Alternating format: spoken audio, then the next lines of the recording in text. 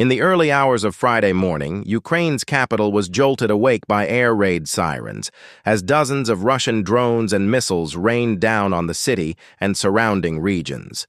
Kyiv, once again, found itself the epicenter of a calculated and relentless assault that experts say may mark the beginning of a renewed Russian offensive. For residents of Kyiv, it was a terrifying reminder that the war, now dragging into its third year, is far from over. Videos shared on Ukrainian Telegram channels show blinding flashes lighting up the sky, followed by loud, concussive blasts. The city's air defense systems were activated almost instantly, and the sounds of interceptions echoed through the streets.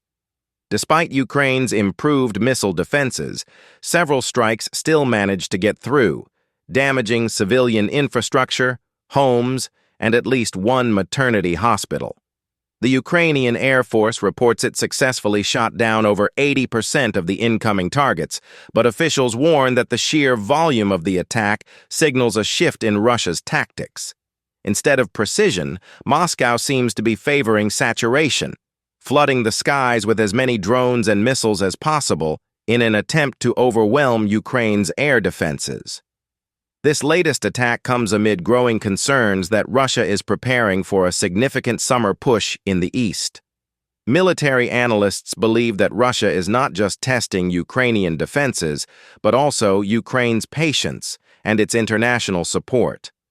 With Western military aid arriving slower than expected and domestic political debates in allied nations delaying key shipments, Ukraine finds itself once again fighting with limited supplies.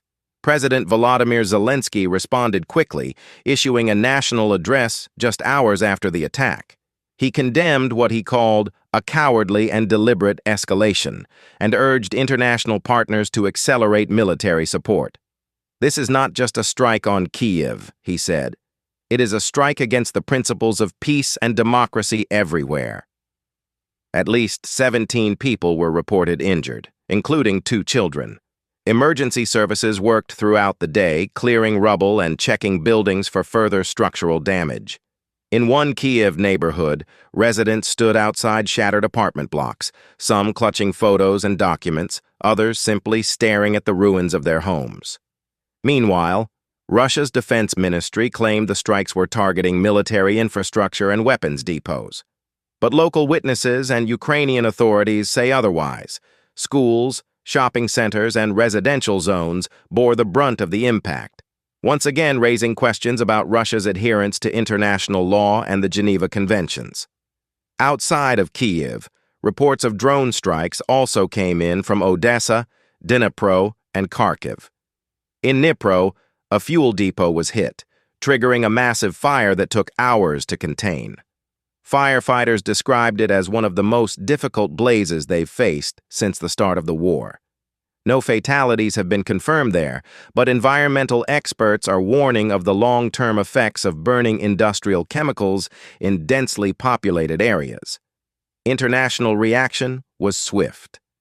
In Brussels, NATO Secretary General Jens Stoltenberg issued a firm statement, calling the attack barbaric and reaffirming the alliance's continued support for Ukraine.